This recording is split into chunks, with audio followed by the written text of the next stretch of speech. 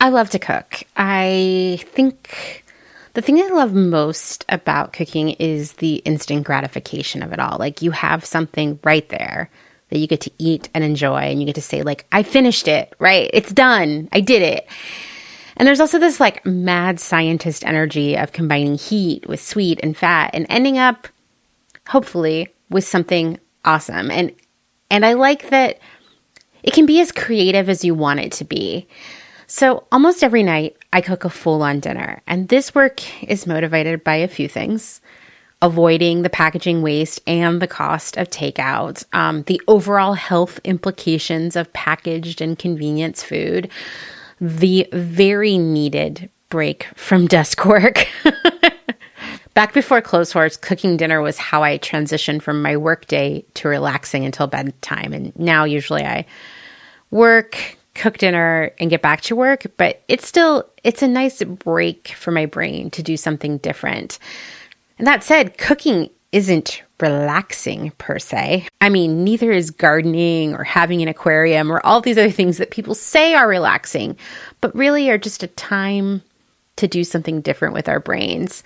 And like these things, cooking is work. And sure, when it comes to cooking, the stakes are lower than most projects.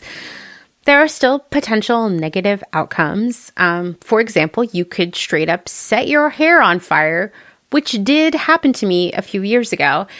And for those of you who play The Sims and you wonder why The Sims are always so terrible at dealing with kitchen fires, well, let me tell you from my firsthand experience that it turns out their reactions are kind of scarily accurate to what happened when Dustin and I were both in our tiny kitchen in Portland, and my hair and dress were literally burning. There was a lot of flailing and screaming until I pushed Dustin out of the way and stuck my head under a running faucet. Fire is very scary. The thing about cooking, beyond the risk of, burning up your hair, is that it's kind of a masterclass in multitasking. You're doing a lot of different things at one time, and you're also managing a lot of information, and you're also doing a lot of reacting, right? So it's just a lot is going on for your brain. I mean, when it's a full-on holiday dinner party kind of situation, you're managing different cooking times and prepping different items and trying to figure out what can fit in the oven when, what needs to go on the stove, what needs to be refrigerated. And then you're also like setting the table and taking out the trash and managing the dirty dishes. It's super exhausting. But even just like a regular meal, there's a lot going on there. Like one meal I make pretty regularly is this pad thai recipe by the Minimalist Baker. I've been making it for years. I've made it so many times that, well, for one, I have it memorized, but I also have my own customizations. Like I air fry the tofu first. I add more spice and extra peanut butter along with like a ton of broccoli. I am that person who will look for a way to jam more broccoli into just about anything. So be warned if you ever eat at my house. But beyond the innovation of like tweaking recipes, there's a lot going on at the same time, right? The tofu's in the air fryer. I'm cooking rice noodles. I'm mixing up the sauce. I'm stir frying the vegetables. I'm also probably, because this is how I roll, I'm probably loading the dishwasher at the same time too, and wiping off the counters and cleaning out the fridge and doing any number of things. And I can handle all of these things at once because I know the recipe and I'm used to juggling all of these moving parts at one time. Everything feels balanced and manageable to me, even though to an outsider, it might be like, oh my God, how are you doing so many things at one time? If you know, you know. But you also know, if you know, that one added complication can make it all overwhelming and everything sort of falls apart. Like, let's say something does happen that makes it just a little bit more intense. Like I spill the tea I'm drinking on the floor. Now everything is out of whack. I have to clean the floor so I can't alternate between stirring the vegetables and monitoring the rice noodles. The vegetables might burn. The noodles might overcook. Everything could be ruined because if I don't have more rice noodles, well, then the whole meal is ruined. And then there's nothing to eat for dinner. And also, I've just wasted all of these ingredients. And these are the kinds of things that'll be going through my mind in a situation like this. Like, what am I going to do? Everything is falling apart. And this sense of like panic and doom will set in, and sort of anger at myself for spilling that tea, probably anger at Dustin for not coming downstairs to help me. And then it's just like, I can't function. Like, where do I even start? Do I clean up the floor first? Do I check on the noodles first? Do I stir the vegetables first? I'm not even going to think about the tofu because it seems safe over there in the air fryer. But if I really want to spiral, I could also wonder, did I set the time and temperature correctly? Should I be checking on that tofu? How do I work this into what I'm doing right now, right? So here I am, I'm panicking, there's tea all over the floor, things are potentially burning, noodles are turning into mush, tofu is turning into a brick. If I could just take 30 seconds to think it through, which does feel like a lot in the moment, my perspective can change because suddenly I can see what I can do. I can see other potential outcomes. Like, for one, the noodles might not be overcooked. I could take a second to turn them off before I clean the floor. I could take the wok off the burner so the vegetables don't burn, and then I could clean the floor. If the rice noodles are already overcooked, I could make some rice and we could just have a stir fry. If the vegetables are burned, well, we still have tofu and sauce, so I have the start of a meal right there. And if the tofu is burned, well, we can eat leftovers or quesadillas or any number of other things that could be thrown together pretty fast. And before I did that, I could clean up the floor. The point is, despite all of these questions, all of these variables that I'm trying to juggle, all hope is not lost. I have the ability to change the trajectory of the situation and save dinner. But in order to do that, I need to have an accurate view of the current situation. You know, the status of the noodles, the vegetables, the tofu. And I also have to have clear ideas about what I can do to fix things if everything truly has gone awry. I need to know what else I have in the pantry and in the refrigerator. I need to know how much time I have. I need to know if Dustin can come downstairs to help. Like, maybe he can mop the floor while I stir fry the vegetables. There are many solutions here, right? I also have to be engaged in wanting to improve the situation. I could be sitting there on the floor, surrounded by spilled tea, and I could just say, fuck it. Dinner's ruined. We go to bed hungry. I'm going to mop this floor, and that's it. Or I could say, hey, we need to eat. Let's figure this out. Both are a decision. I can be a dinner doomer or a dinner optimist. Well, my friends, this is not a podcast about cooking. And all of this cooking talk was really an elaborate metaphor to what we are experiencing right now in 2025. We are cooking that pad thai and we just spilled tea all over the floor. And yeah, you know what? We did put the wrong timer on the air fryer. Let's just take it a step further. Somehow the power went out too. So now the stove and the air fryer aren't working. I don't know. We are in extreme overload of bad shit. There's a lot of news to digest. The news cycle is crazy fast. Things can change within 12 hours. Example, all of the tariff stuff over the last week. It's really hard to suss out reality from fiction, and we don't know what we can do to help because there are too many things to worry about. And so it's hard to be okay right now, but it sure is easy to be overwhelmed, frightened, angry, trapped in a sense of powerlessness, and the pad thai is burned to all hell. So this week, we're going to talk about how to be okay, how to manage the flow of accurate information into your life, how to take care of yourself, how to talk to people online, and how all of us can help out in a wide variety of ways. So Julie, if you still listen to Clothes Horse, you're probably going to want to skip this episode because we're barely going to talk about clothes. But for the rest of us, let's get down to some important business.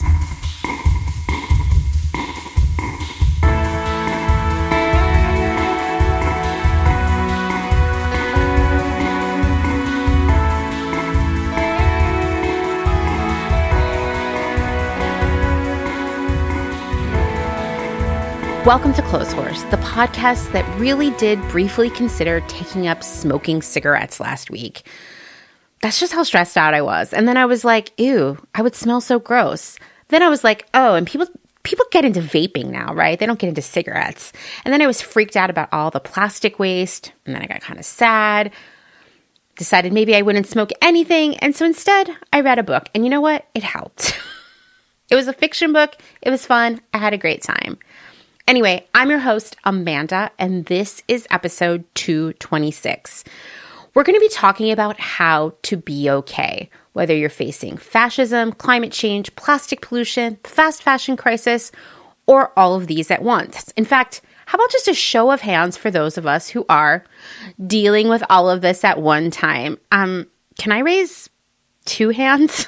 It feels super extra right now. So, before you listen to this episode, if you have not listened to the episode I put out a few weeks ago about doomerism, I highly recommend it because I think these two nest together nicely.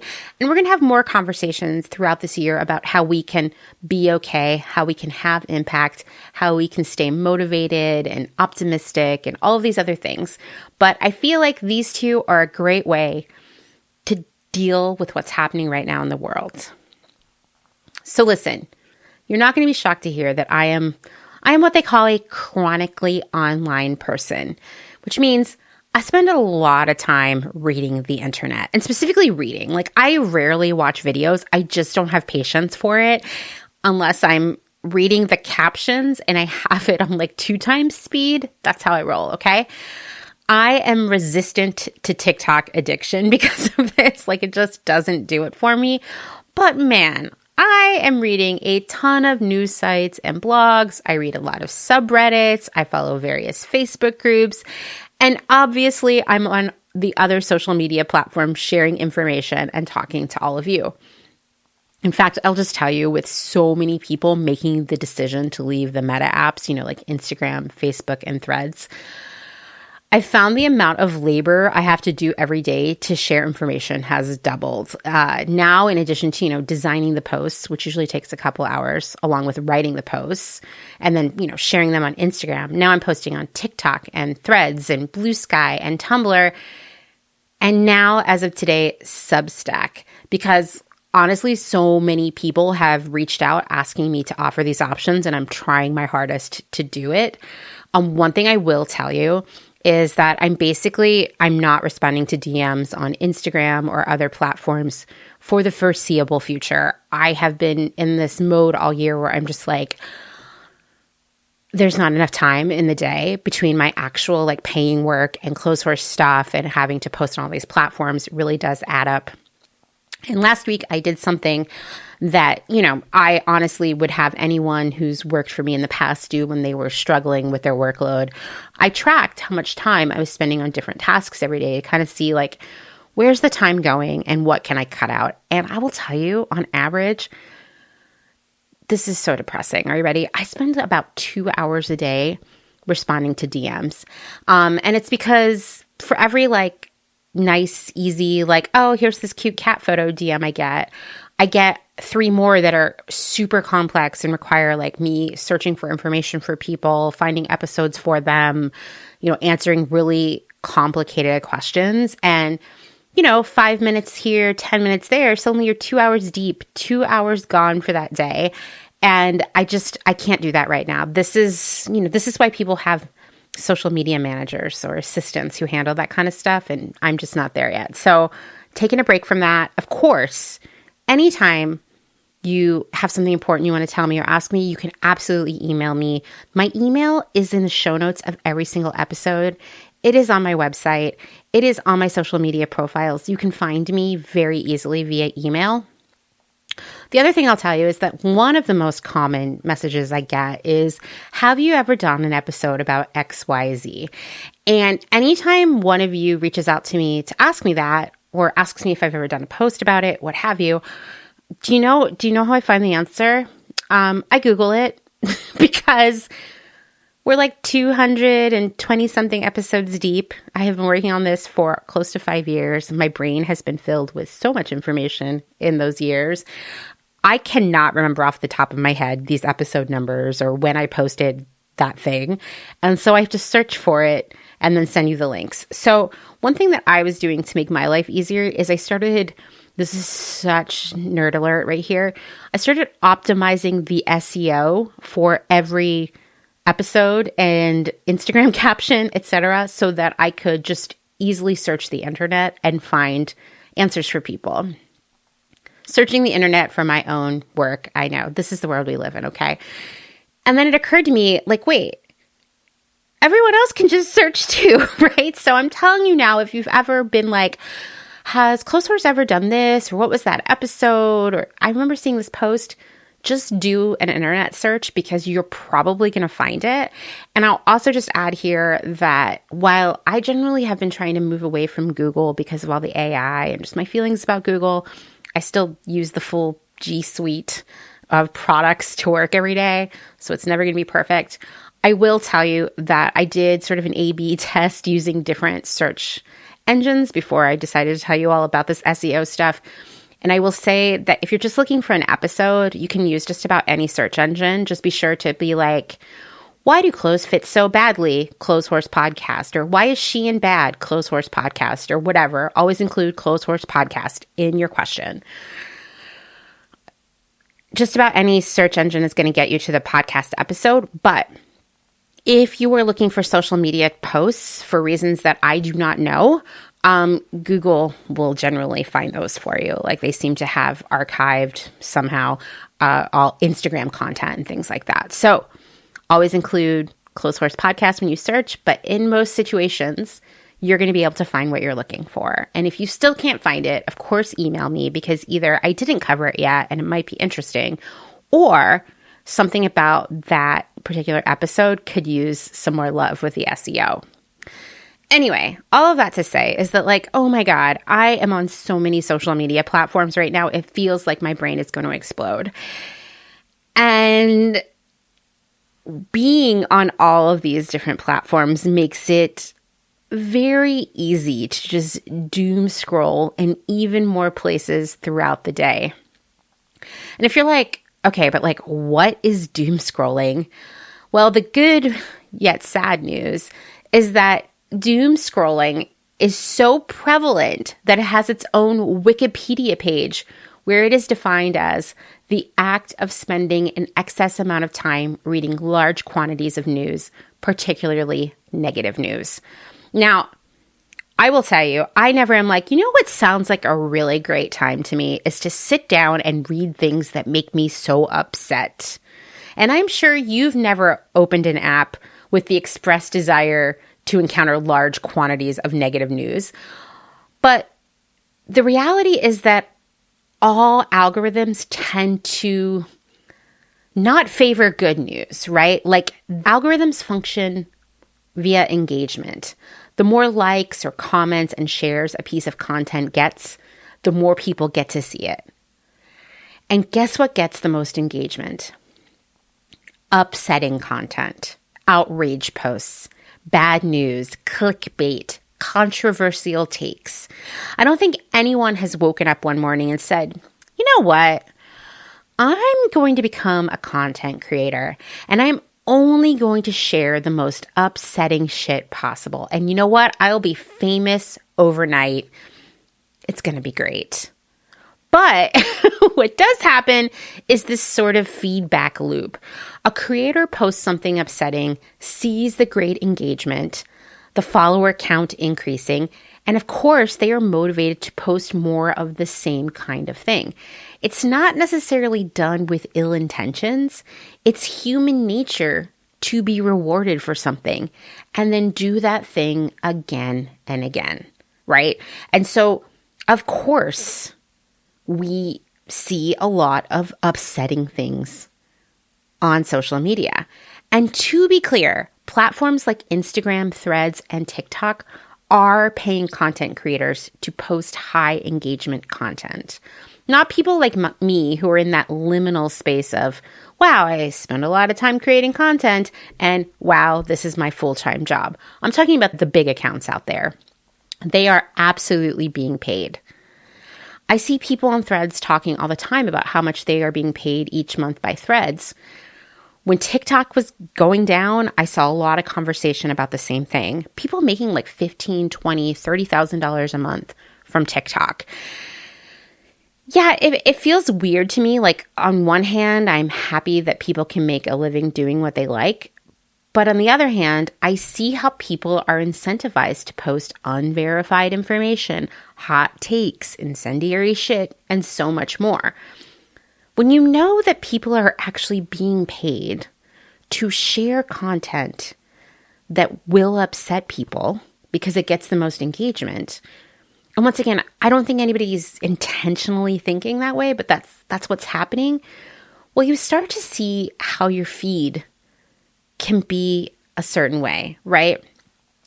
Another example I will just share here that has nothing to do with good news or bad news, except for, bad news for the planet, is Stanley cups, the reusable tumblers.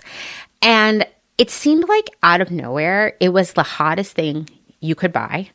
Influencers were showing them nonstop. People were fighting one another at Target for limited edition ones. People were having entire walls in their house that were just different colors of Stanley cups.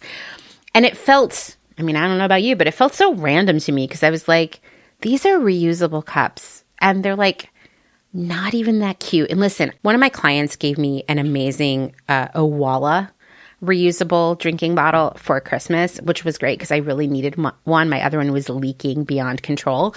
And this thing is pretty sick, right? And this is not an ad, by the way, but keeps my drink really cold. It's huge. It feels really sturdy. Fine. So listen, I can get why someone would buy a Stanley cup because it's high quality and lasts a long time and, really insulates your drinks and all those things. And we all need to drink more water. So fine. Great. What was shocking to me is how absurdly trendy it became super fast. And then I learned something that was super interesting.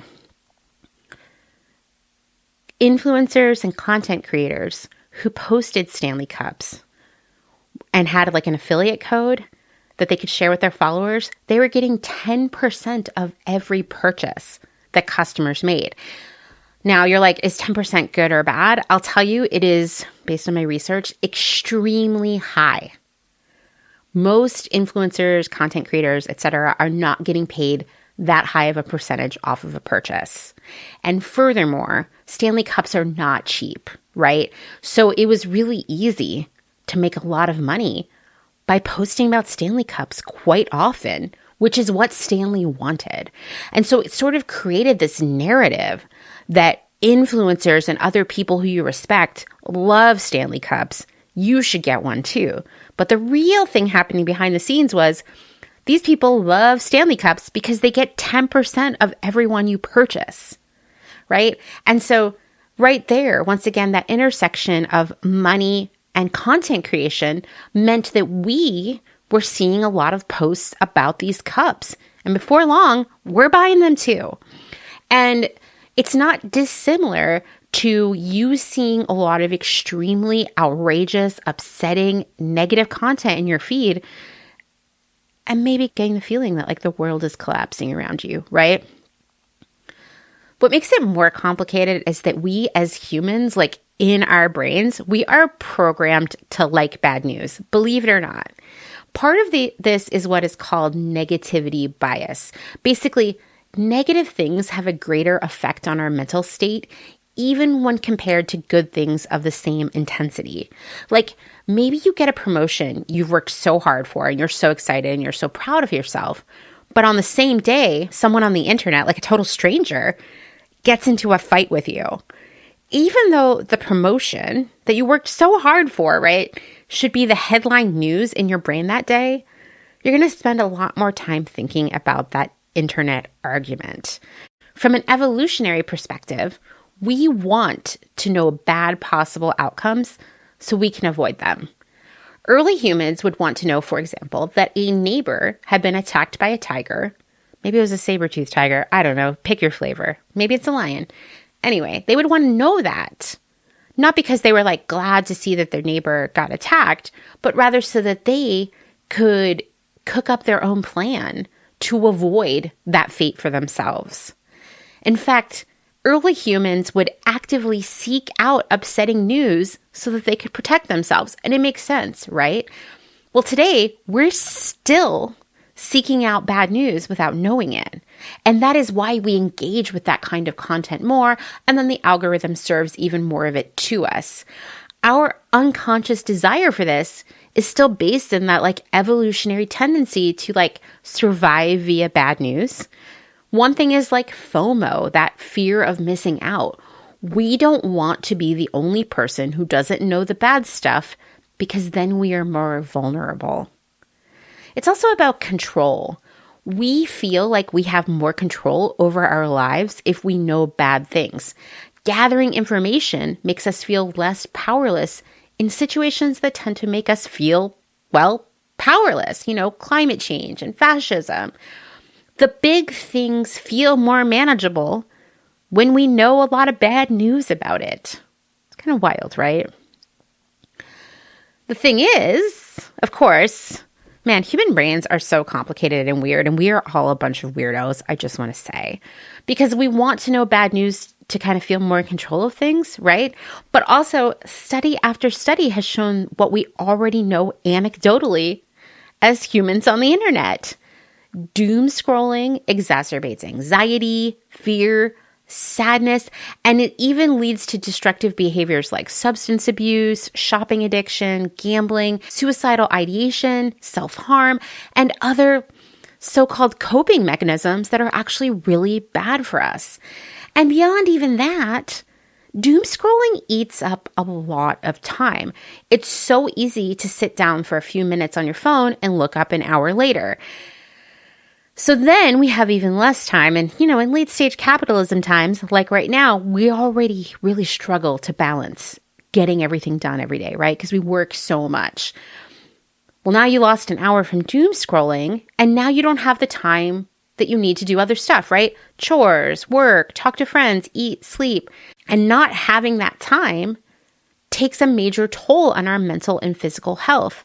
And then this exacerbates our feeling of doom and powerlessness. Like if I'm stressing out because I'm out of clean socks because I didn't have time to do laundry, how can I be expected to solve the world's problems?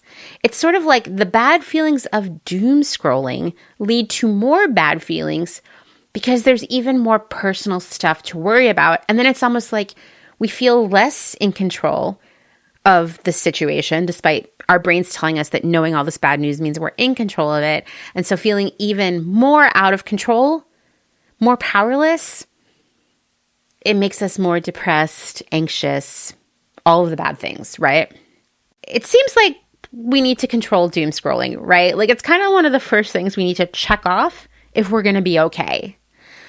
Well, there are a lot of different things you can do. I mean, there are, for example, a variety of apps that will shut down your access to social media based on the limits you put in place. I'm going to share an article in the show notes that goes through all of those different ones. I'll tell you, I have tried some of these in the past, and you know what it made me do? Well, I can't look at XYZ on my phone, so I guess I'll just go get my laptop or my iPad or ask Dustin to look it up or whatever. So apps may work for you, but you also have to have like serious discipline. You can also buy this device called The Brick that will allow you to put time limits on various apps and then cut you off when you hit those limits. I have a friend who has one of these and she loves it. So I'll share that link in the show notes for you. But once again, you have to have the self-control to not then go get out your laptop, right? You can also just say, hey, I'm setting an alarm for 15 minutes from now, and then I'm going to go put the phone down when it goes off, and that's going to be the end of it. And once again, you just need to trust yourself to stick to that. Other experts recommend picking a specific time each day when you do just get to sit down and scroll the internet. Maybe while you're eating lunch or when you get home from work. Once again, set aside a specific amount of time and stick to it. Also, experts recommend that you do not choose first thing in the morning when you first wake up or right before bed because doom scrolling during those time periods is actually super bad for your brain and its health. Even more important beyond like controlling the time here, right, is thinking about controlling the input and output of our brains. Writer Caitlin Kunkel writes about this on her Substack. It's called Input and Output. I'll share the link to that in the show notes. Basically, you can't be creative or productive if you aren't actively adding new sources of inspiration and information and creativity into your brain. And I actually have always believed this super strongly. Like if you're a painter, Yes, you need to look at other paintings, right? And you need to paint, but you also need to read books and spend time outside and see films and experience life in order to grow and create better and better work. Well, really, the same goes for all of us, no matter what we do. Like, yeah, I read and think a lot about sustainability, but I'm also reading fiction books and listening to podcasts about history and going to museums and listening to epic playlists of music and talking to friends. It helps me find inspiration for everything else I do. I'm not suggesting that you meet some sort of like quota for inputting other stuff into your brain, but rather make it a point to read a book before bed rather than jumping into your phone, which is something I've been doing lately, and it has really enhanced my quality of life. Spend Friday night watching a movie. Like Dustin has a Criterion subscription, which has really upgraded our entertainment options here. And the kinds of movies that we're watching are not ones where I can also scroll my phone at the same time, which means I actually have like a more immersive and inspiring experience. Go check out a museum or learn about birds or try a new craft. Make a music mix for a friend. Play a board game. Do something that doesn't involve your phone or social media. Something that has nothing to do with the news. A friend was telling me that what she likes to do is when they watch a movie or a TV show, like her and her partner, she does embroidery while they're watching it. And it's just like nice to only have one screen to look at. It kind of keeps her more in the moment, but it also like keeps her hands busy, which strangely keeps her focused. So these are all things that we can do to kind of keep ourselves out of our phones, honestly. All of this is like very important self-care. We'll come back to self-care in a few minutes, but we have to take care of ourselves if we're going to, survive and make the world better, right?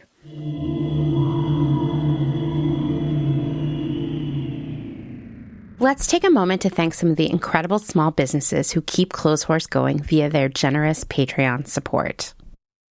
Spokes and Stitches is a size-inclusive pattern making and sewing studio based in Philadelphia, Pennsylvania. Pattern maker Ruby Gertz teaches workshops for hobbyists and aspiring designers so that anyone can learn the foundational skills of designing and making their own clothes. If you're looking to expand your design skills beyond following store-bought patterns, check out Ruby's flagship Sloper Workshop, an in-person 2-day pattern-making retreat where you will learn how to drape a set of basic block patterns that capture your unique shape and proportions. You can use these basic block or sloper patterns as a foundation for infinite styles of garments that are custom made to your body's one-of-a-kind contours. No more full bust, flat seat, or sway back adjustments. Start with a foundation that fits. Ruby also provides professional services such as pattern digitization, size charts, pattern making, and grading services for indie slow fashion brands that want to prioritize inclusive sizing. You can find Ruby on Instagram at Spokes and Stitches and get in touch with her for professional services at www.spokesandstitches.com. Selena Sanders, a social impact brand that specializes in upcycle clothing using only reclaimed vintage or thrifted materials from tea towels, linens, blankets, and quilts. Sustainably crafted in Los Angeles, each piece is designed to last in one's closet for generations to come. Maximum style, minimal carbon footprint. Shift clothing out of beautiful Astoria, Oregon, with a focus on natural fibers, simple hardworking designs, and putting fat people first. Discover more at shiftwheeler.com. Late to the party, creating one-of-a-kind statement clothing from vintage, salvaged, and thrifted textiles. They hope to tap into the dreamy memories we all hold. Floral curtains, a childhood dress, the wallpaper in your best friend's rec room. All while creating modern, sustainable garments that you'll love wearing and have for years to come. Late to the Party is passionate about celebrating and preserving textiles, the memories they hold, and the stories they have yet to tell. Check them out on Instagram at Late to the Party People. Vino Vintage, based just outside of LA. We love the hunt of shopping secondhand because you never know what you might find. Catch us at flea markets around Southern California by following us on Instagram at vino.vintage so you don't miss our next event. Dylan Page is an online clothing and lifestyle brand based out of St. Louis, Missouri. Our products are chosen with intention for the conscious community. Everything we carry is animal-friendly, ethically made, sustainably sourced, and cruelty-free. Dylan Page is for those who never stop questioning where something comes from. We know that personal experience dictates what's sustainable for you, and we are here to help guide and support you to make choices that fit your needs. Check us out at dylanpage.com and find us on Instagram at dylanpagelifeandstyle. Salt Hats, purveyors of truly sustainable hats, hand-blocked, sewn, and embellished in Detroit, Michigan. Find us on Instagram at Salt Hats. Gentle Vibes Vintage. We are purveyors of polyester and psychedelic relics. We encourage experimentation and play not only in your wardrobe, but in your home too. We have thousands of killer vintage pieces ready for their next adventure. See them all on Instagram at Gentle Vibes Vintage. Thumbprint is Detroit's only fair trade marketplace, located in the historic Eastern Market. Our small business specializes in products handmade by empowered women in South Africa, making a living wage, creating things they love like hand-painted candles and ceramics. We also carry a curated assortment of sustainable and natural locally made goods. Thumbprint is a great gift destination for both the special people in your life and for yourself. Browse our online store at thumbprintdetroit.com and find us on Instagram at thumbprintdetroit. Vagabond Vintage DTLV is a vintage clothing, accessories, and decor reselling business based in downtown Las Vegas, Nevada. Not only do we sell in Las Vegas, but we're also located throughout resale markets in San Francisco, as well as at a curated boutique called Lux and Ivy, located in Indianapolis, Indiana. Jessica, the founder and owner of Vagabond Vintage DTLV, recently opened the first IRL location located in the Arts District of downtown Las Vegas on August 5th. The shop has a strong emphasis on 60s and 70s garments, single-stitch tees, and dreamy loungewear.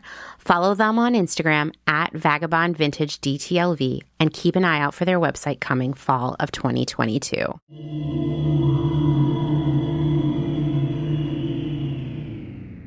Let's talk about news and how much we should consume.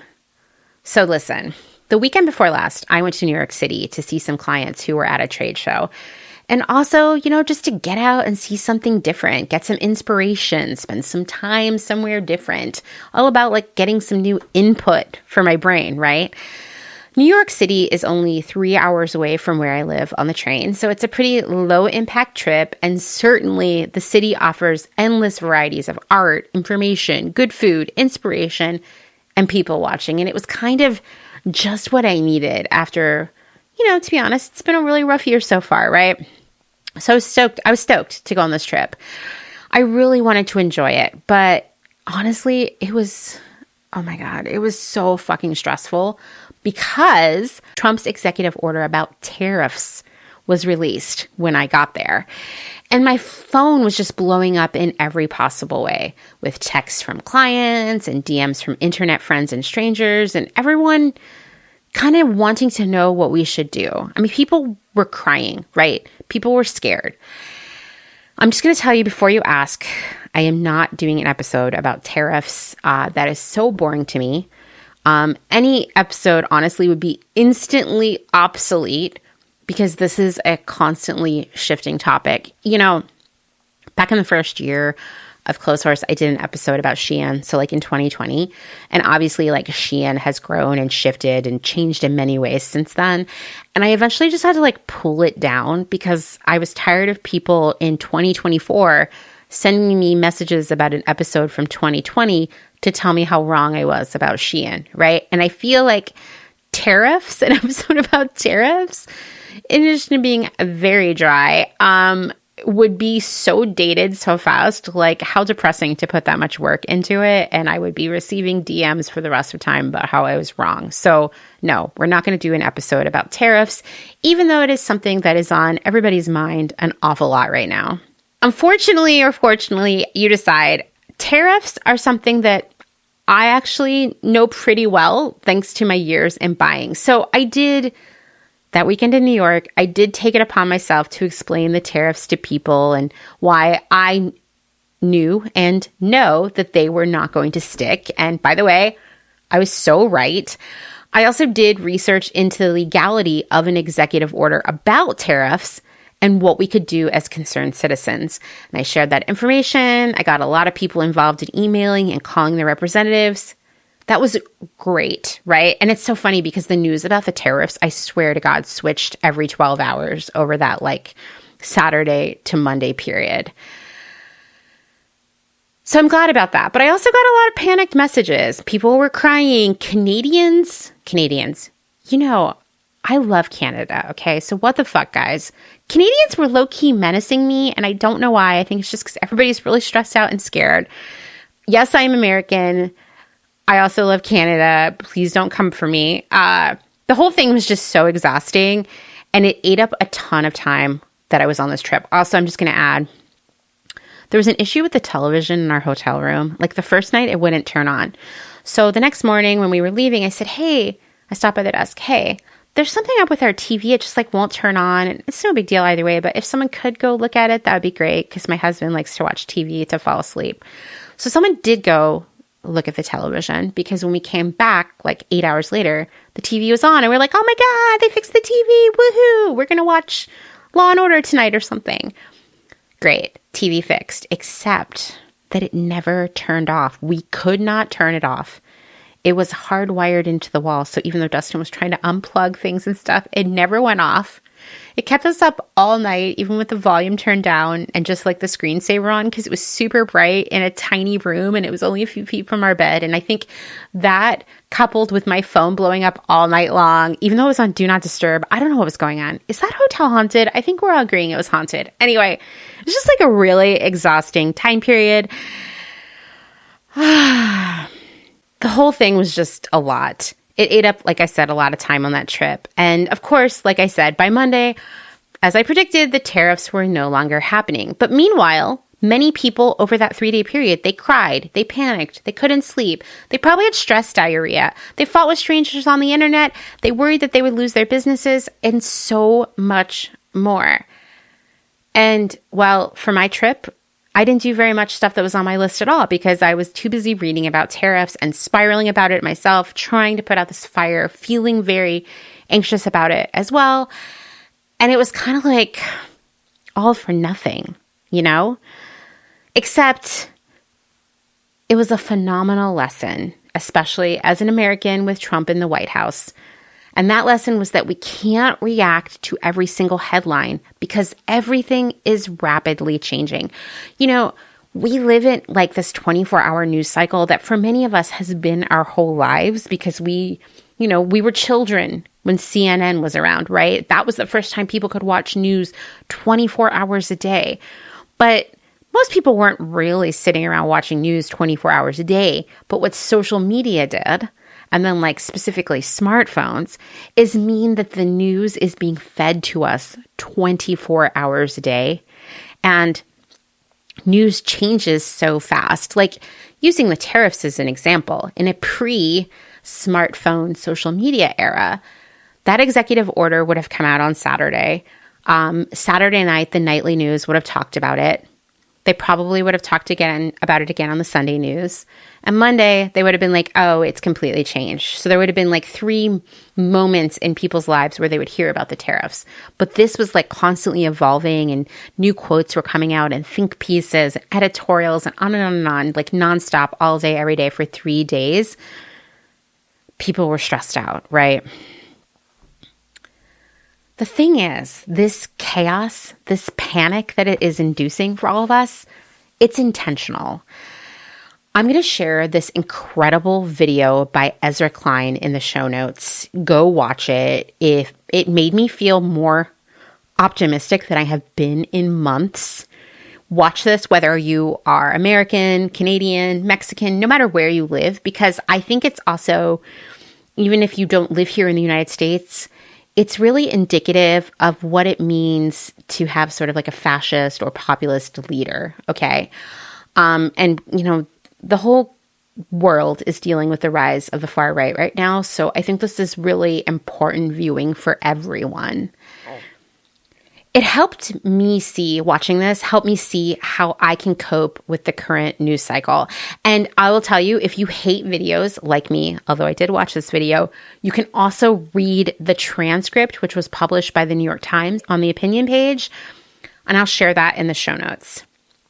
Klein talks about how the chaos of these executive orders is an intentional choice, something that Steve Bannon, remember him?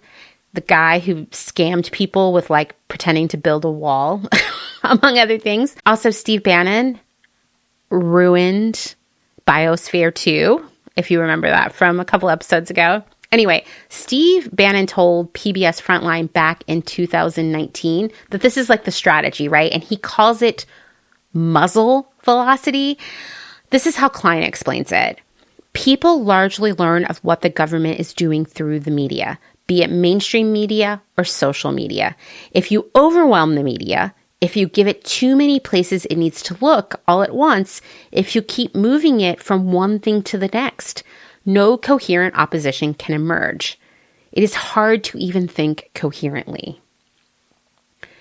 And he's right. I mean, the tariff weekend is a great example of that, right? Also, how many of you thought there will be a weekend in 2025 where I will be absolutely dying of anxiety over tariffs, right? It's wild.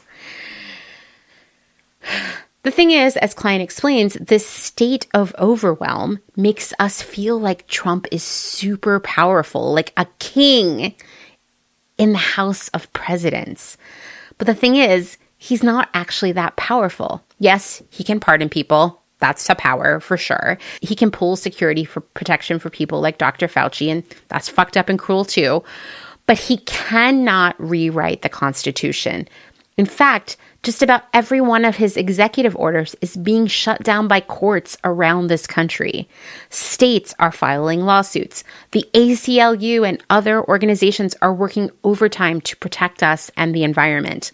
The Constitution is written to protect the country from the kinds of things Trump is doing, and it is working.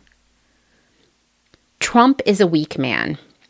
He is not surrounded by the best and brightest. He does not have a mandate from the people to do this stuff. To quote Ezra Klein again, if you're always consumed by the next outrage, you can't look closely at the last one. The impression of Trump's power remains. The fact that he keeps stepping on rakes is missed. The projection of strength obscures the reality of weakness. Don't believe him. And in general, beyond United States current events, the outrage will prevent us from accomplishing anything. And that's troubling now that we know that social media is kind of fueled by outrage, right? The thing is, I also see how social media can bring people together, build community, help people find their people and their cause and their purpose.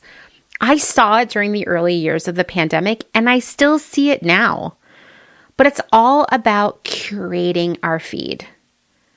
I talked about this in the Doomerism episode, but I want to touch on it again because we can make this information age, right? This 24-hour news cycle, social media as a whole, we can make this work for us, but we got to do work to make it work, right? And that is, once again, kind of curating and controlling your feed. The first thing I'm going to say is let yourself hear and receive good news.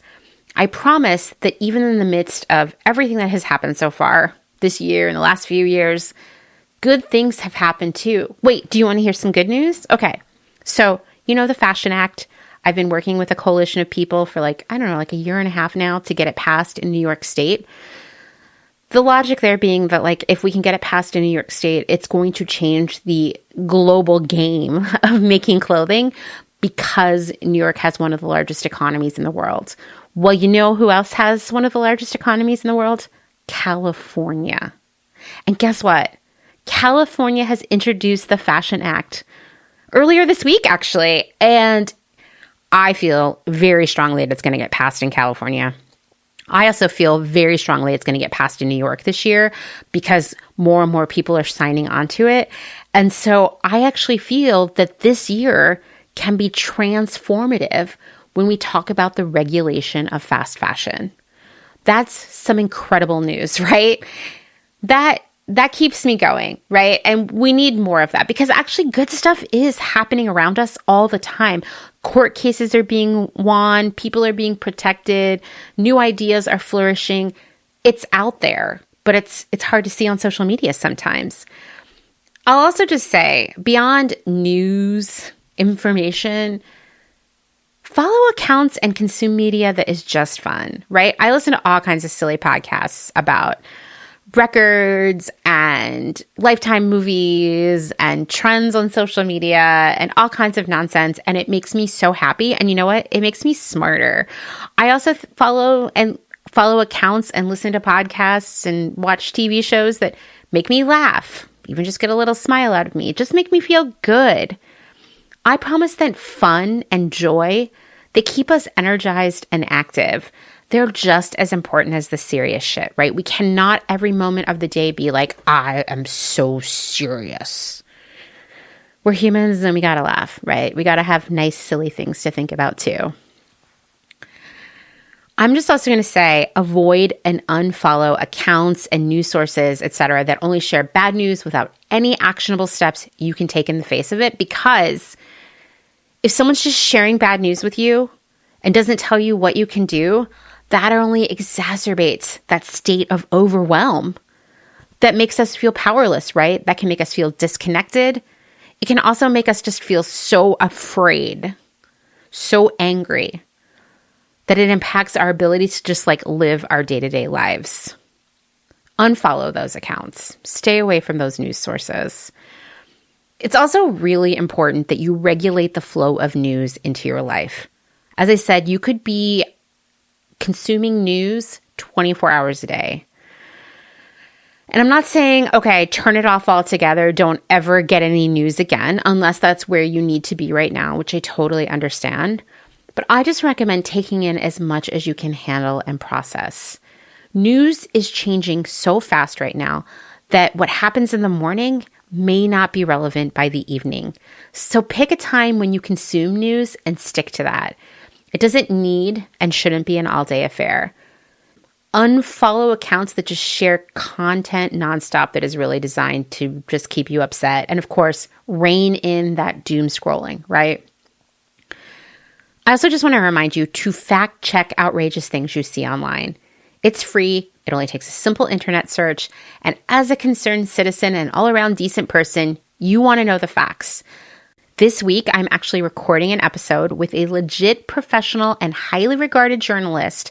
And we're going to talk about how media, not social media, but like the actual media, like journalists, fact check and ensure things are right to the best of their ability. In that episode, I'll also be talking more about how and why to fact check stuff you see online, and how easy it can be and actually how beneficial it is, like on a personal level. And I'll give you some examples in that episode. But in the meantime, let me tell you this very, very important piece of advice. Do not what? Get your news from social media. Yep, it's that easy. If you want to stay up on what's really happening, you're going to have to listen to NPR or get a newspaper subscription or actually stick with some like really legit media platforms like, you know, the Associated Press or ProPublica. You are not going to get the best, most accurate news on social media.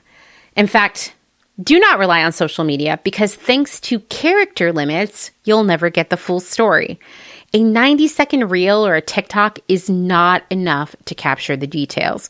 And furthermore, there are a lot of accounts who are never fact-checking things before sharing it or presenting highly one-sided news that is heavily opinion-based. An example I would give of that is So Informed. You hear the name of the account, So Informed, and you're like, oh, well, this is news. But I will tell you, it is highly editorialized. That does not mean that the stuff being shared isn't true, but when you see highly editorialized information, be aware that you may not be getting the full story.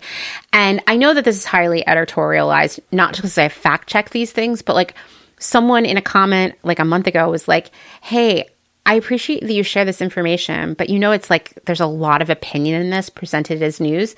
And the woman behind So Informed was like, yeah, that's how I do it. And that's how I want to do it. So just as an FYI, that is not what I would consider unbiased news, right? And you don't get the whole picture there. There are also big accounts that I know some of you follow because I see you sharing stuff from them that they're not technically sharing incorrect information, but they are sharing what is very isolated, sort of surgically selected facts, but they're sharing them in a completely inaccurate way in order to stir up outrage. I'm going to use an example of a post from this account in my episode about media, but there's this account called Seasters Jones. Who even runs that account? I can't figure it out at all. Anyway, they will occasionally, or actually, quite often share things that seemed like they are the total facts of something, and they're not. And actually, the way these facts are sort of cherry-picked and isolated from the rest of the story is very upsetting, very infuriating, would make you want to burn it all down. And it actually prevents you from knowing how you can really take action. And so, yeah, I have a great example from that account that I'm going to share with you next week. Anyway, I'm not saying that any of these accounts, whether it's So Informed or Seasters Jones or your friend or whatever, are intentionally trying to mislead people, but they are probably operating under the assumption that their followers have a more detailed view of current events that will help them keep their content in perspective. And unfortunately, we just know that most people are only getting their news from social media, so they aren't hearing the whole story in order to get that perspective. Beyond all of that, content creators are not held to any standard of fact-checking, so who knows where they're getting their info, or if they're even checking its accuracy, if they even know how to check its accuracy, or if it even matters to their followers. Social media is not where you should get your news. And I want to be very clear with you. The version of the world and its events that you see on social media is very algorithm specific. In other words, the algorithm, no matter the platform, is showing you exactly what has engaged you previously. If you like pictures of cute cats, you're going to get more pictures of cute cats. But here's another example. Earlier this week, someone on Threads posted that they thought it was so weird that everyone, especially in the United States, was just posting normal stuff like outfits and trips and engagement photos and all that stuff when everything in the US is so chaotic right now. And I was like, what? All I see is content along the lines of, oh my God, we are so fucked right now. Like we're seeing two different internets, right? But that's what the algorithm thinks I want to see, and I really wish it would stop doing that. So if you want to see a particular subject or type of content, engage with stuff that matches that. Want to see cute outfit photos or cats or sustainability content or what have you, engage with posts about that, and you will see more of that. If you don't want to see misinformation or outrage porn or anything like that, don't engage with that stuff, and you won't see it again. Heart and comment and save posts that you like. These things matter. It won't perfectly curate your feed, but it will help a lot. Also, I'm just going to say this again. I'm sorry if you're tired of hearing me say this, but I am not sorry. Do not get your news from social media. Here's another great example of why you should not do that. I've seen a lot of posts in the last week along the lines of, why aren't Americans protesting, right? That was wild to me because on Wednesday alone, there were protests in every state and Washington, D.C. Others were responding to say that they weren't seeing it either because the mainstream media wasn't covering the protests. But I had been all week reading about protests on various news sites, ranging from my local newspaper to USA Today to the New Republic. The mainstream media was covering these protests. You weren't seeing it on social media because people were strategically not sharing photos of the protests there because they didn't want to be identifying themselves, to bad actors, right? So once again, you got to remember that social media isn't giving you the full picture because it's not designed to do that. And while I know it can be kind of confusing to say, don't get your news from social media, when media outlets have social media accounts where they are sharing some stuff, it's confusing, right? But they are sharing stuff on social media as a marketing technique to remind you that they exist, to get you to go to their website, right? It's not a news sharing strategy, okay? So they are choosing to post about the truly social media style engaging articles and editorial pieces, the things that you will read and like and save and share, not necessarily the full picture of the news.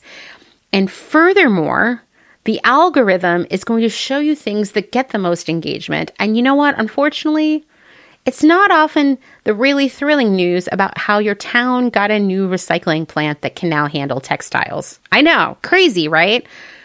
That's why we have to be involved with real news outside of social media. I also want to go back to this idea of input and output. And that's to tell you to be sure to give yourself some inputs that are positive, right? I, for example, have recently become a big fan of the subreddit called Optimists Unite, where people can share good news and even the facts around bad situations that actually can make you feel more hopeful. Sometimes hope is really just seeing the whole picture, and I think that subreddit does a good job. I also recommend following Elena Wood. She's known on social media as the Garbage Queen. She is a sustainability scientist and a climate communicator. She has a great Substack called Good Climate News. I'll also share that in the show notes. Also, if any of you know her personally, can you make an introduction? Because I would love to have her on the podcast to talk about Good Climate News. This is like someone who I've been obsessed with following on social media forever, but that is Robert Reich. I like following him on Substack. He's an economist, a professor, an all-around rad guy. He's also on TikTok, and he's been putting out these really nice, really helpful videos. So for those of you who are on TikTok, check that out. He gives great, pragmatic, but also motivating advice. And I'm also loving, this is another Substack. It's called Letters from an American. This one's by history professor Heather Cox Richardson. Really just great historical perspective on things that are happening right now. I'll share all of these in the show notes. I think the thing is, we gotta look for our news and information in places that seem a little bit less convenient than opening up Instagram or Blue Sky or Threads. And that's the only way we're going to get the whole perspective. And even I will say, as someone who is up in Reddit all the time, the percentage of actual news that is shared there is very small. It's just the same stuff being shared over and over again. And when I actually go read a newspaper's website, I'm like, oh my God, there's so much more stuff happening in this world. And some of it is awesome. So we got to get back to using the news for real again.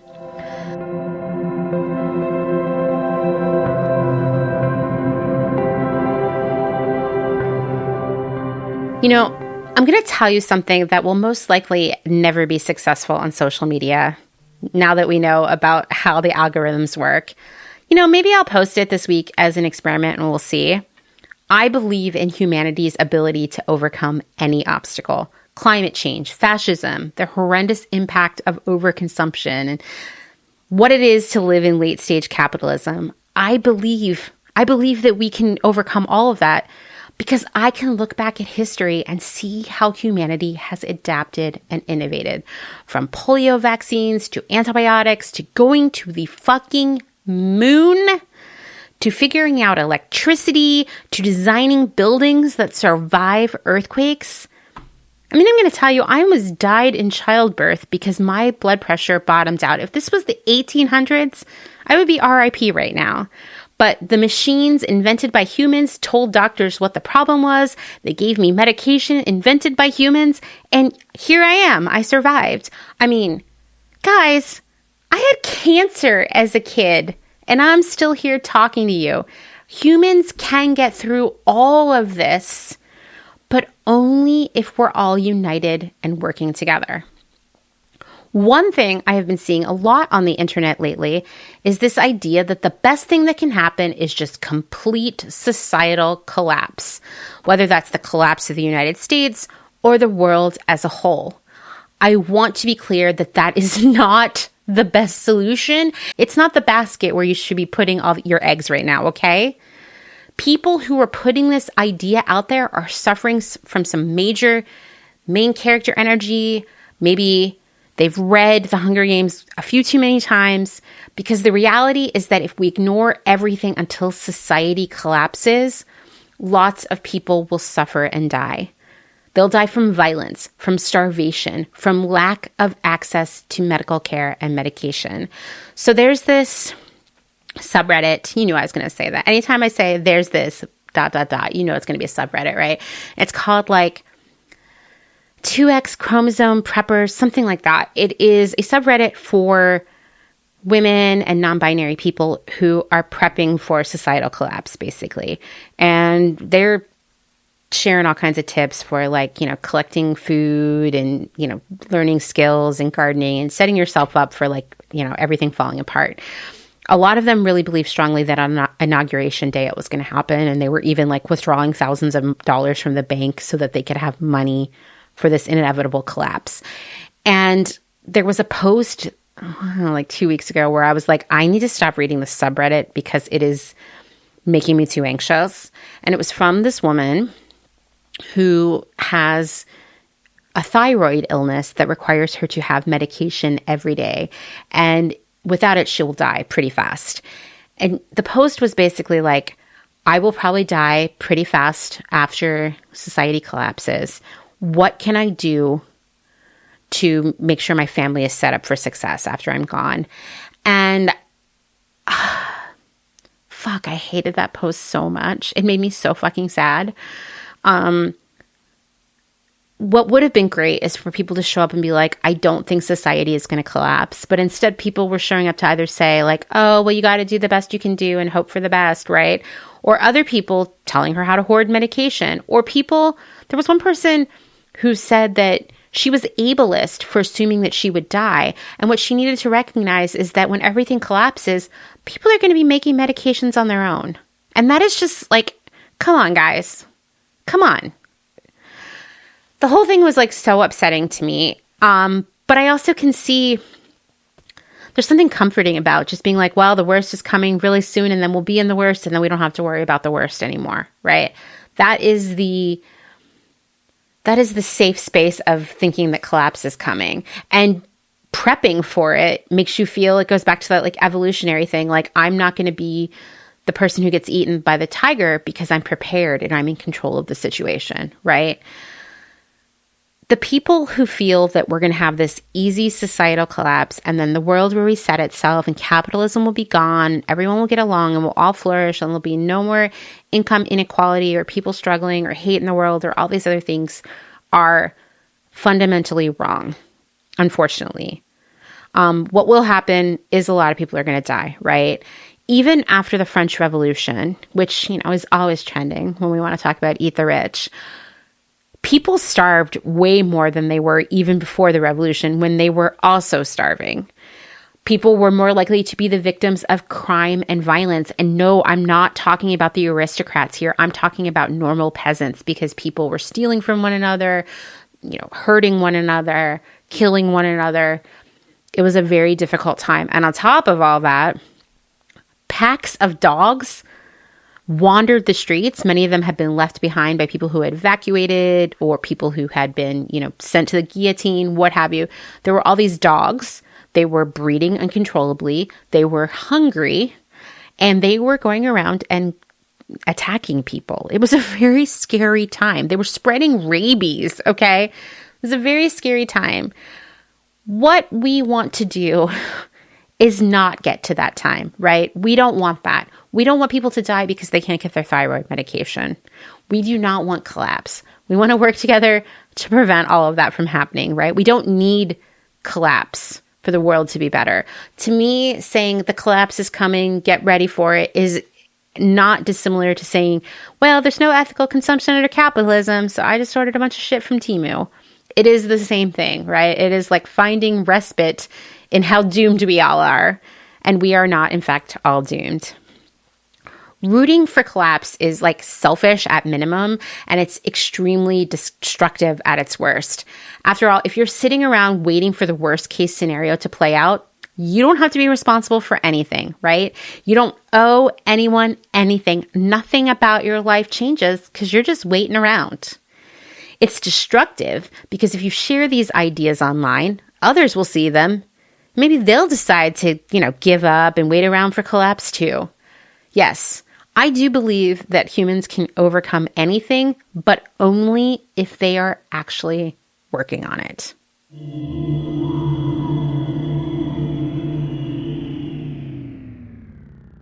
If you're enjoying this episode, then this is a great time to remind you that my work here at Clotheshorse is made possible by the support of listeners like you, just like NPR, and these great small businesses. Please go give them your support. Blank Cass, or Blanket Coats by Cass, is focused on restoring, renewing, and reviving the history held within vintage and heirloom textiles. By embodying the love, craft, and energy that is original to each vintage textile as I transfer it into a new garment, I hope we can reteach ourselves to care for and mend what we have and make it last. Blank Cass lives on Instagram at _Cass, and a website will be launched soon at blankcass.com. Located in Whistler, Canada, Velvet Underground is a velvet jungle full of vintage and secondhand clothing, plants, a vegan cafe, and lots of rad products from other small sustainable businesses. Our mission is to create a brand and community dedicated to promoting self-expression, as well as educating and inspiring a more sustainable and conscious lifestyle, both for the people and the planet.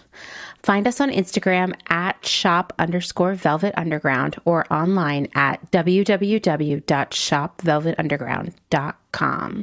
St. Evens is a New York City-based vintage shop that is dedicated to bringing you those special pieces you'll reach for again and again. More than just a store, St. Evens is dedicated to sharing the stories and history behind the garments. 10% of all sales are donated to a different charitable organization each month. New vintage is released every Thursday at wearstevens.com with previews of new pieces and more, brought to you on Instagram at wear_st.evens. That's Wear St. Evens. Country Feedback is a mom and pop record shop in Tarboro, North Carolina. They specialize in used rock, country, and soul, and offer affordable vintage clothing and housewares. Do you have used records you want to sell? Country Feedback wants to buy them. Find us on Instagram at Country Feedback Vintage and Vinyl, or head down east and visit our brick and mortar. All are welcome at this inclusive and family-friendly record shop in the country. Republica Unicornia Yarns. Handmade yarn and notions for the color obsessed. Made with love and some swearing in fabulous Atlanta, Georgia by head yarn wench Kathleen. Get ready for rainbows with a side of giving a damn. Republica Unicornia is all about making your own magic using small batch, responsibly sourced, hand-dyed yarns and thoughtfully made notions. Slow fashion all the way down and discover the joy of creating your very own beautiful hand-knit, crocheted, or woven pieces. Find us on Instagram at Republica_Unicornia_yarns and at www.republicaunicornia.com. Picnic Wear, a slow fashion brand ethically made by hand from vintage and dead stock materials, most notably vintage towels. Founder Danny has worked in the industry as a fashion designer for over 10 years, but started Picnic Wear in response to her dissatisfaction with the industry's shortcomings. Picnic Wear recently moved to rural North Carolina, where all their sewing and accessories are now designed and cut, but the majority of their sewing is done by skilled garment workers in New York City. Their customers take comfort in knowing that all their sewists are paid well above New York City minimum wage. Picnic Wear offers minimal waste and maximum authenticity. future vintage over future garbage. Cute Little Ruin is an online shop dedicated to providing quality vintage and secondhand clothing, vinyl, and home items in a wide range of styles and price points. If it's ethical and legal, we try to find a home for it. Vintage style with progressive values. Find us on Instagram at Cute Little Ruin. Is there a little bit of Italy in your soul? Are you an enthusiast of pre-loved decor and accessories? Bring vintage Italian style and history into your space with the Pewter Thimble. We source useful and beautiful things and mend them where needed. We also find gorgeous illustrations and make them print-worthy. Tarot cards, tea towels, and hand-picked treasures available to you from the comfort of your own home. Responsibly sourced from across Rome, lovingly renewed by fairly paid artists and artisans, with something for every budget. Discover more at thepewterthimble.com. Deco Denim is a startup based out of San Francisco, and it sells clothing and accessories that are sustainable, gender fluid, size inclusive, and high quality, made to last for years to come. Deco Denim is trying to change the way you think about buying clothes. Founder Sarah Mattis wants to empower people to ask important questions like, where was this made? Was this garment made ethically? Is this fabric made of plastic? Can this garment be upcycled? And if not, can it be recycled? Sign up at decodenim.com to receive $20 off your first purchase. They promise not to spam you and send out no more than 3 emails a month, with 2 of them surrounding education or a personal note from the founder. Again, that's decodenim.com.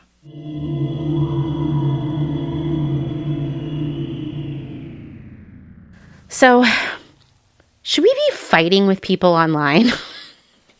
What a time to be alive. Should we fight with people online or not? Well, real talk, my opinion, I'm not sure that anyone's mind has been changed by a conversation in the comments section, but I know others feel otherwise. So I'm going to give you my advice as a chronically online content creator who has been talking to strangers about slow fashion and other stuff for almost 5 years now. And man, have I learned a lot of things the hard way. Once again, I don't think that you have to be having these conversations with people online, but you certainly can. And it can be one part of the work you do, right? And it can be beneficial, but you got to do it right. So let's start with what not to do. And I'm going to use talking to people about fast fashion as an example because obviously I have done this all the wrong way in the past. Don't start the conversation with like sort of othering or blamey language. Things like, people like you, it's your fault.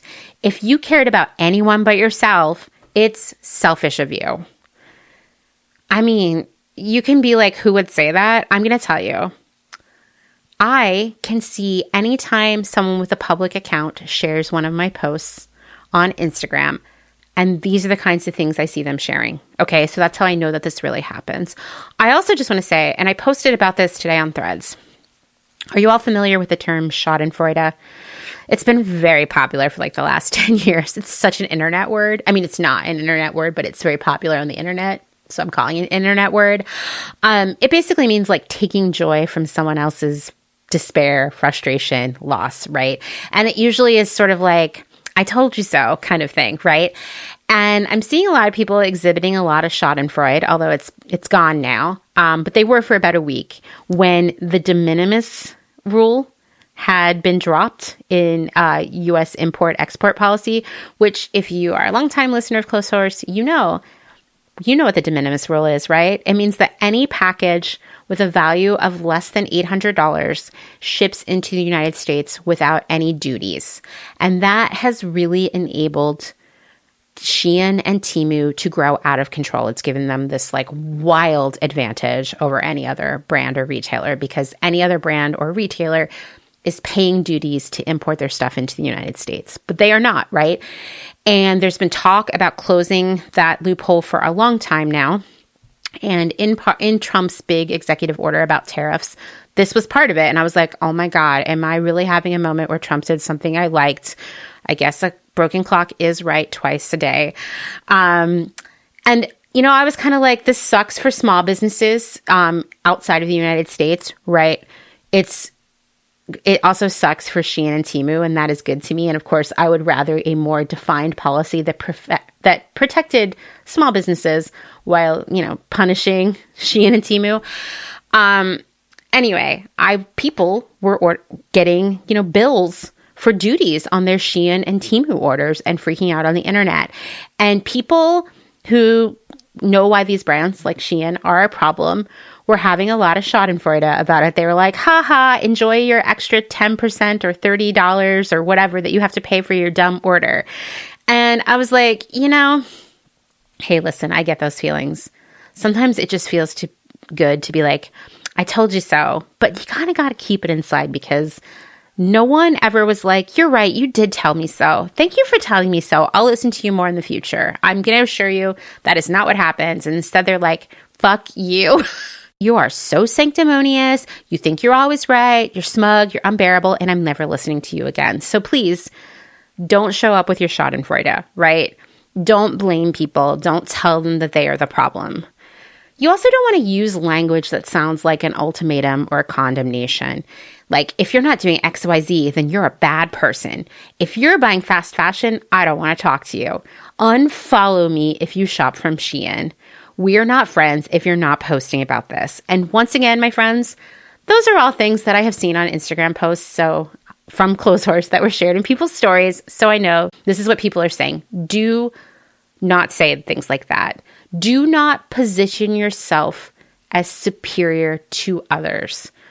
Ultimately, we are all in this together. We got to all deal with these repercussions, right? So let's stick with we and us language and not you and me. Meaning, rather than saying, when you buy clothes from Shein, your impact is XYZ, say, when we buy clothes from Shein, our impact is XYZ, right? Because we're all in this together. And we don't want to ever position ourselves as superior to the person we're talking to, because then they don't want to hear it anymore. It's like when people are like, I'm not like other girls. I don't get my nails done.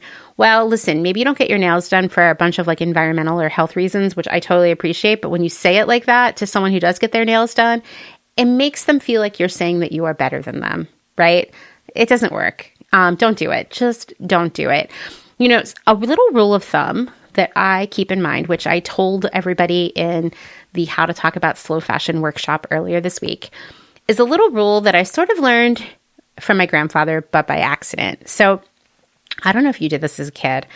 I feel like I was intentionally doing this so that I could perhaps imply when I asked permission to do something that, I don't know, public opinion was on my side. So I would go up to my grandpa and I'd say, hey, Pap, that's what I called him. Hey, Pap, yeah, we'd really like to go to Rutter's, which was a convenience store, and buy some Garbage Pail Kids. And he would look at me, he would look around me, it would just be me there. And he would say, do you have a mouse in your pocket? And I used to be like, come on, Pap, I just want to go to Rutter's and get Garbage Pail Kids. But the mouse in your pocket idea, it's kind of like when I'm talking to people about important issues to me, like slow fashion, like why we shouldn't shop from Shein, I talk as if it's me and the mouse in my pocket. So it's always we and us and our. And when I'm like writing something, I take a step back and I'm like, where's the mouse in this? I got to go back in here, right? And so that is my advice for you when you're talking to people. If saying we and us feels uncomfortable to you, just picture the little mouse. He's in your pocket. Maybe you guys will go to Rutter's and get some Garbage Pail Kids. I don't know. Pap's going to have to give you $5 to do it, though. Also, just like, don't be a jerk. Stay polite. Feel free to call people out on their bullshit, but be low-key, I don't know, like professional about it. And don't take the bait. Like, if someone is clearly trying to engage you in trollishness, like calling you ugly or stupid or whatever, which happens to me all day, every day, just walk away. And you know what? Block them. I have like no patience for that kind of stuff. I'll tell you, for a long time, I felt like I couldn't block people because it was like, I don't know, I was like censoring people. Well, guess what? I am not a government. I am a person. And when you come into my social media, area, my profile, my DMs, my comment space, what have you, that is my house. And if you would come into my house and say that to my face, well, I'd be really surprised, right? And if you did, I would ask you to leave. And that is what I do with my social media spaces. I treat it like it's my home. I'll never forget, one of the first people I ever blocked was the woman who's behind that brand Shrimpton Couture, which, by the way, people ask me all the time to have her on the podcast. That is never going to happen because she was so nasty to me in 2021 that I will never forget. And I felt really weird blocking her. Like that was, I don't know, mean of me to block someone who was being very mean to me in her stories and in DMs.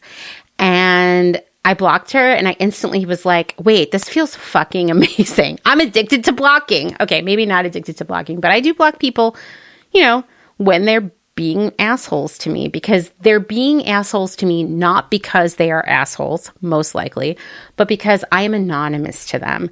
And so I can be a receptacle for bad behavior, bad language, just badness, and it feels low stakes to them. So I just remove the situation from them because while it feels low stakes to them, it actually is hurtful to me. If people are treating you badly on the internet, block them immediately and do not feel bad about it. What else should you do? You should share why what you're talking about matters to you. Our personal stories unlock doors and open ears. It's how we understand things. It's how we know that it's real and reliable, and knowing the humanity of it engages us. We should listen and ask questions too, because we're not know-it-alls. We don't claim to have all of the answers, and maybe someone else has something that we've never heard before. Apologize if you do hurt someone's feelings, even if it is accidental. Most likely it was an accident. But you got to remember, it's hard to read tone and intention in a comment section. And if anyone comes at me kind of hard, I'll just apologize to them because I just assumed that they thought I was being someone that I wasn't being, right? I know you have the best intentions. People might not know that because they don't know you. Get your sources straight. I will tell you, one of my favorite ways to deal with trolls before blocking them is to vanquish them with links to information from reliable sources. Start saving your own list. I love it. I love to be like, okay, well, here's what I know, and I'll quote it, and I'll share the link. And usually either, I don't know, they stop harassing me, or they're like, holy shit, I was wrong. That's what I like to believe. Who knows? Once again, though, should you be fighting with people on the internet about any of this stuff? I don't know. If you're feeling angry, frustrated, you're about to spew some expletives, just walk away, because rage might bring a few people into the fold, but very few. And as my Gam Sandy, who is married to my pap, always said, you can catch more flies with honey than with vinegar. So it is better, if you can't be nice, just walk away. It's okay. There'll be other days. There'll be other fights to be had. I personally do not feel that being a keyboard warrior, as they like to call them, is particularly productive, but I also can see how connecting with others in general, including online, can be a beneficial thing, especially if that person is actually looking for information, actually looking for community, actually looking for motivation. You talking with them can be so impactful. It's just all about what you feel comfortable doing. And that said, though, we cannot let our action begin and end on social media. It needs to extend into real life.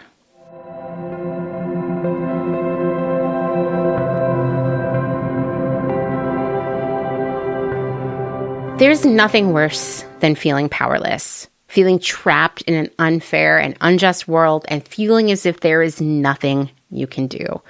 In fact, that makes everything around you feel 1,000 times scarier, and suddenly you're rooting for societal collapse because then at least the worst thing will be here and you don't have to worry about it happening anymore. But the thing is, you can either be part of the solution or you can be a part of the problem. And if you're doing nothing, well, I have bad news for you. You're part of the problem, unfortunately. The good news is that there are many things you can do, and they come in a variety of different forms and time commitments. You can do all of these, or some of these, or none of these, and they all help and matter.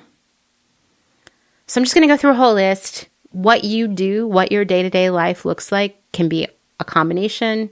Maybe you hate all these ideas. Maybe you have some things you think I've missed. Let me know. But I'm going to tell you all the things that you could do, all right? And you can think about where they fit into your life.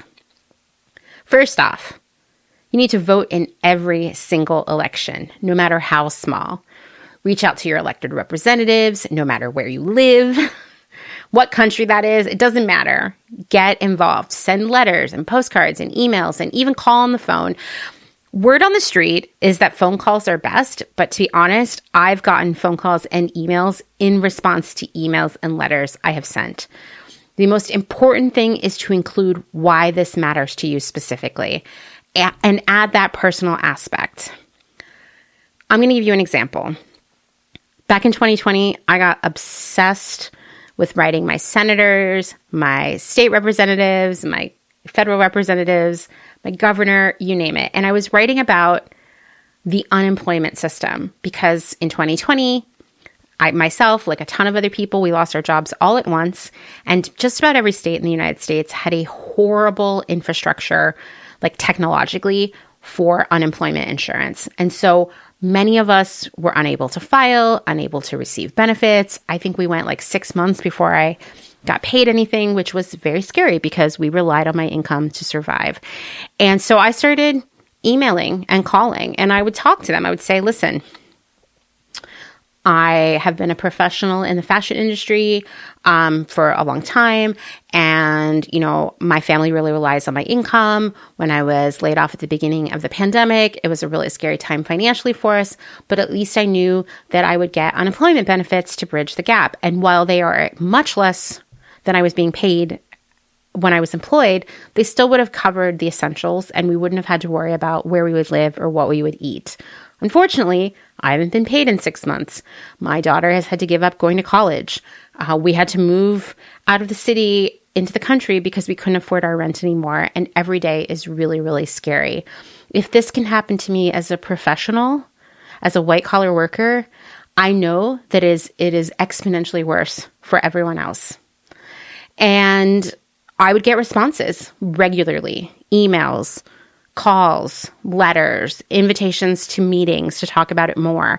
And I feel very strongly that it is because I shared my personal impact. It felt real, right? And it was real, right? My theory here is that I can't help but think these stories, they build up in the minds of the people receiving these emails and calls, much like we kind of collect stories from the people in our lives and they kind of inform how we feel about things and how we prioritize things. I think when you're in that level where you're getting all these stories from strangers all the time, it changes your mind, right? You can't help but feel motivated to take action when you're carrying all these stories around with you. So when you reach out to people, I think it's really important to include that and how it makes you feel, how it's impacting the community around you. There are an infinite number of things that you can reach out about. And if you want to call and email all your people every day for the rest of time, I feel like you'll never run out of things to talk about. Here are some examples of things that are relevant to right now, right? Like if you're here in the United States, you could ask your governor or your state legislatures, even your mayor, to block ICE to protect undocumented members of your community. And you could ask them what they are doing to protect vulnerable people. If you're in the US, you could ask your Democratic senators to block Trump's nominations. You could ask your state legislators and governors to pass legislation like the Fashion Act. You could ask for extended producer responsibility legislation, which would make retailers responsible for the disposal of the low quality stuff they sell. And this could push them to make the manufacturers to make things last longer and be repairable. You could ask your city council to consider adding more public transportation, which would lower the carbon footprint of commuters. You can see there are so many things you could do here. The next thing you can do is help members of your community, whether it's IRL or virtual. And this can range, it's all kinds of things, right? You could be volunteering at your local library. You could be volunteering at a food bank. You could be providing assistance for people applying for benefits like housing and food assistance and healthcare. And this is actually a really good time to mention that helping your community comes in many forms. And usually it isn't starting a new organization or being the leader of it all, because there are so many roles to play in supporting our communities, right? You could be providing childcare so workers can get together to plan a strike, or you could be cooking and distributing food via Food Not Bombs or a similar organization. You could be volunteering to help teenagers learn more about what your career is like and maybe, helping them get ready for college. you might feel like you don't have a lot to offer in terms of time or expertise, but I bet you have a lot more to offer than you think. Back in 2020, once again, when I was writing letters and emails and calling all my representatives all the time, you know what else I was doing? I was helping strangers apply for unemployment benefits because, not everybody has a computer. So automatically people are trying to file this paperwork on their phones. The questions are confusing. If you're not super technologically, competent or like not accustomed to filling out this kind of like legalese paperwork, it's really, really overwhelming. And so I would have virtual sessions with people where I helped them fill it out.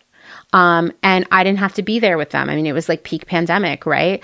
I was giving people advice like that, who to call, what time to call, just doing all kinds of things to help people have a better situation, right? And I was like, it turns out I'm becoming a real expert on how to navigate this system. Let me help other people. A friend of mine has been helping families in LA who were displaced by the fire. She's been helping them, apply for assistance and get into a new apartment and even get their kids situated in a new school. And she's been doing all this virtually, just helping them with the mountain of paperwork and resources and making sure that they understand what's going on and like just making sure they're okay. Because once again, if you don't have a lot of technological competence or access to technology in the first place, this can be really challenging. I mean, she even helped them get like replacement phones and things like that. So there are a lot of ways that you can help out that are not glamorous and may not even involve leaving your house. Another thing you can do is find a local group to get involved with, whether it's environmentally focused or your local small business group or a group that cleans up parks and beaches and waterways. It can be a political group. If you're in the US, indivisible.org is a great place for finding local progressive political groups. And you can show up for local events with these organizations. You can go to information fairs and protests and take part in any other direct actions. I'm going to tell you as we move through this list, it may not seem like it right now, but when you do things like this, no matter how small they might seem, it is going to make you feel better. It is going to help squash down that sense of panic. It's going to help you feel like I really am in control of this situation. Like I'm not helpless. I'm not powerless. I'm helping. I'm making this world better. Like I promise any of these things will make your brain feel so much better. And they will have this larger impact outside of you too. But it's okay to be selfish for a minute and be like, you know what? This makes me feel good. This makes me feel sane. This makes me feel like everything's going to be okay. It's okay to feel that way. You could throw your own small events. And I'm not talking like you don't have to have a big conference or throw a protest or anything like that, although you could, but you could host a mending night or a repair workshop or a sewing group, a book club, a clothing swap. These kinds of groups are incredibly important for building connections and sharing information. And they can also be virtual, which can make them more accessible to people with disabilities. So there are many ways that these can play out as well. Next, don't give your money to assholes. It is the original clothes horse-ism, and it's a catchy phrase. Can I tell you, though, the first time I posted it on Instagram, I was really afraid I was going to get like banned or something for cursing. Anyway, sure, it's fun to say don't give your money to assholes, but it means something bigger, right? It means using our power as consumers to force change and accountability from the businesses selling us stuff, right? It's an important part of being a concerned and active citizen. I used to say your money is a vote pretty often, but I stopped because I felt like it created the illusion that we can shop our way to a better world, which we can't. But I've also learned along the way that only two things will force any industry to make a change, and that's the law and lost sales, even the fear of lost sales. And we can support the law side of it, obviously, by voting and protesting and starting petitions and calling and emailing our representatives, all these things I've been talking about. But the lost sales aspect is kind of easy too, because we just stop giving these companies so much money and it has impact. And, if it's just one of us, not much impact, right? But if it's all of us or even most of us, and we're doing it for a sustained amount of time, these one-day boycotts never work because it's just one day, right? It needs to be sustained. That is when these companies are forced to change, when these billionaires are possibly forced to change. Like I love hearing that sales of Tesla are like way down, because wouldn't it be rad if Tesla went broke? Anyway, sales of Teslas are down because people are like, ooh, I don't want to be affiliated with that, right? There are all these other ways we can take that same feeling and channel it into action and change. Okay, what else? If you have the financial means, support mutual aid groups and fundraisers and organizations that are fighting for good things, right? Here in the US, I'm thinking specifically of the ACLU and the Environmental Defense Fund because they are actively fighting all of Trump's stupid executive orders in court. You can also fundraise, and it can be as simple as having a party and charging admission or selling your secondhand clothes and donating the money. These are all little things we can do as well, right? Okay, here's something that sounds small, but is actually low-key scary, but is super important. And that is getting to know your neighbors, okay? There was this guy on Threads today who was like, I don't get what all these people are talking about with community. It sounds like bullshit. He was like a very like societal collapse is coming person. I looked through his profile and people were like, hey, one way you can get involved with your community is just to like know your neighbors. And I was like, yeah. Just know your neighbors, and you alone are like, look at this. I'm in a community. We know each other. I know their names. I mean, not only do I know all my neighbors' names, I know the names of their cows and ponies too. Like I'm invested, right? And I know that we can count on each other if things get really hairy. Next, keep learning. Knowledge, it fuels change. It fuels progress. How do humans innovate and adapt? By learning. So reading and going to museums and opening ourselves up to new information, listening to information from other people, documentaries, podcasts, books, libraries, all the good things. This is so good for you. And when you know more and understand what's going on, it's going to make you feel so much less afraid. And when you know more, you can also, this is very important, spread good, true information, right? Also super important to just tell people what's up. Make small changes within your life gradually, and that can be all kinds of things. What you buy, what you don't buy, what you waste, what you don't waste. You can take more public transportation, grow your own food, mend and repair your stuff. There are so many little things you can do that make a larger impact when others are doing them too. And beyond that, once again, these changes in your life can make you feel better, more in control of what's happening around you. And that's super important. Next, you can explore your creative side. Use art as a means of expressing what is happening in the world around you. Art can be incredibly motivating and incredibly reassuring on a personal level, but also on a larger social scale. Working on art alongside others can build strong bonds, and using art to convey the impact of what is happening and what needs to happen can change minds and bring people into a cause. Art is one way that people can understand the experiences of others, right? And it can be painting or drawing or sculpture or sewing, or it can be writing a story. It can be so many things, right?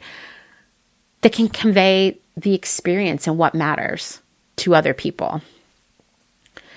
And lastly, take care of yourself. Get rest, sleep in, take space, let yourself relax and have fun and laugh and hang out and celebrate holidays, whatever does it for you. In the Doomerism episode, I talked about how I saw a lot of posts last year that really annoyed the fuck out of me, where people were like, Americans are so horrible and selfish that they'll celebrate Halloween while a genocide is happening, or they'll buy each other Christmas presents while people are dying. And it's like, listen, we need our strength to keep going. And that strength is recharged by moments of joy and fun and inside jokes and silly TV shows and rolling around the grass and making funny cat videos and eating delicious food, talking on the phone, playing board games, whatever it is. We need those things to keep us going. So yeah, the world gets scarier every day. The list of things to worry and scare and enrage us seems to be growing exponentially. It can feel so hard to be okay. And yet I still believe that we can and will get through this together. Every one of us has an important role to play here. Every one of us matters. Individual action is important, despite what you might be told elsewhere. Like, can one person change the world on their own? Probably not. But when you're working alongside thousands and millions of other people, change is inevitable. And I am so excited about all the things that we can accomplish together because we're going to get through this together. Let's keep talking. Let's keep listening. Let's keep learning and thinking and inviting others to join us. And I promise you, we will come out of this better than ever. Thanks for listening to another episode of Clothes Horse. Hosted, written, researched, edited, all the things by me, Amanda Lee McCarty. If you liked what you're hearing, tell everyone possible ever about this podcast. Leave a rating, leave a review, subscribe, all those things that boost Clothes Horse into the algorithm, into other people's lives. If you'd like to support my work financially, there are many ways you can do that. You can find that in the show notes at clotheshorsepodcast.com. And in my bio on literally, I'm pretty sure every single social media platform where I go as at Clothes Horse Podcast. Even on, as I said, Substack now. I'm really trying to be there for all of you. Lastly, but of course, never leastly, thank you so very much to Mr. Justin Travis White for our music and audio support. Bye.